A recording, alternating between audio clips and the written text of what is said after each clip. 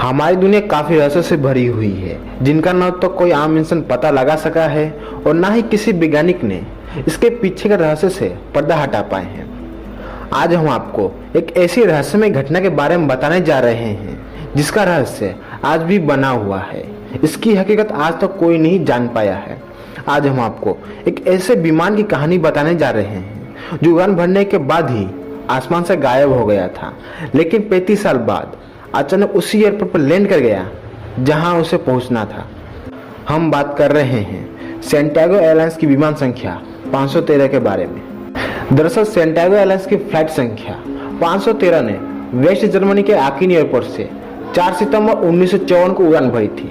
88 यात्रियों और 4 crew members के साथ उड़ान भरने वाले इस विमान को 18 घंटे बाद ब्राजील के पोर्टो एलिग्रे एयरपोर्ट पर लैंड करना था, लेकिन उड़ान भरने के कुछ घंटों बाद ही विमान आसमान से गायब हो गया। विमान का संपर्क एयर ट्रैफिक कंट्रोल से टूट गया।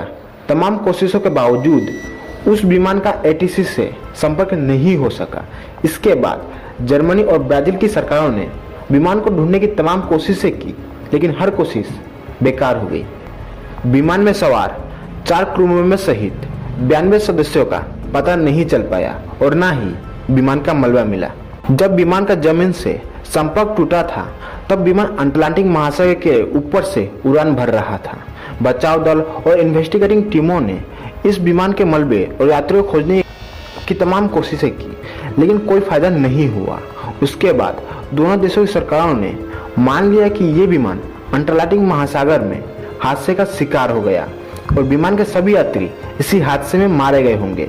इन्वेस्टिगेटिंग और बचाव दल ने अपनी रिपोर्ट पेश कर दी और बताया कि विमान अटलांटिक महासागर में हादसे का शिकार हो गया और विमान में सवार सभी 92 यात्रियों की मौत हो गई। बहुत समय गुजर गया, साल, 2 साल, 4 साल, लेकिन विमान का कोई सुराग नहीं मिला।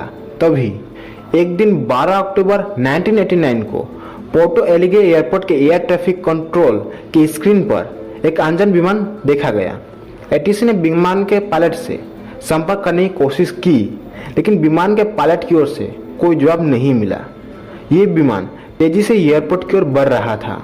यह देखकर एयरपोर्ट के सभी अधिकारियों में हड़कंप मच गया, क्योंकि विमान तेजी से एयरपोर्ट की रनवे की तरफ बढ़ने लगा था और विमान के पायलट ने एटीसी से विमान को लैंड कराने की इजाजत भी नहीं मांगी थी। एटीसी ने जल्द से जल्द उस रनवे को खाली करा दिया जिसकी ओर विमान बढ़ रहा था। थोड़ी देर बाद विमान रनवे पर लैंड किया। ये देखकर एयरपोर्ट के अधिकारी हैरान रह गए कि बिना इजाजत के कोई अनजान विमान एयरपोर्ट पर कैसे लैंड कर गया। उसके बाद एयरपोर्ट के तमाम कर्मचारी विमान के पास पहुंचे तो देखा विमान एकदम नया है और विमान का इंजन अभी भी चालू है। एयरपोर्ट के कर्मचारियों की नज़र जैसे ही विमान के ऊपर के हिस्से पर पड़ी जिस पर एयरलाइंस का नाम लिखा था, जिस एयरलाइंस के विमान था वो सैंटियागो एयरलाइंस का था, जिसका एक विमान 35 साल पहले अटलांटिक महासागर के ऊपर से गायब हो गया था। ये देखकर एयरपोर्ट के अधिकारी घबरा गए, क्योंकि ये एयरलाइंस हादसे के 2 साल बाद ही यानी कि 1956 में बंद हो गई थी। उसके बाद कुछ कर्मचारियों को विमान के अंदर भेजा गया, लेकिन जैसे ही कर्मचारी विमान के अंदर पहुंचे तो काफ़ी दंग रह गए, क्योंकि विमान की सीटों पर इंसानों के कंकाल बैठे थे जिन्होंने सीट बेल्ट भी लगा रखी थी। उसके बाद कुछ अन्य कर्मचारी को विमान के अंदर भेजा गया, उन्हें भी वही नज़ारा दिखाई दिया।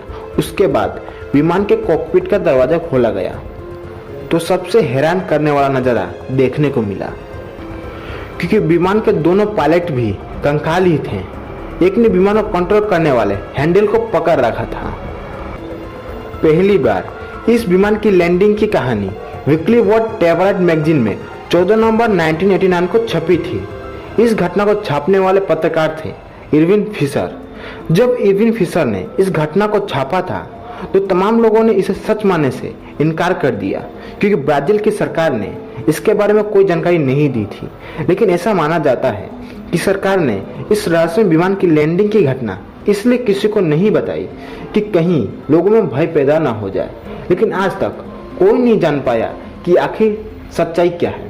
उस विमान ने हकीकत में लैंडिंग भी की थी या एडविन फिशर द्वारा बनाई गई एक काल्पनिक कहानी।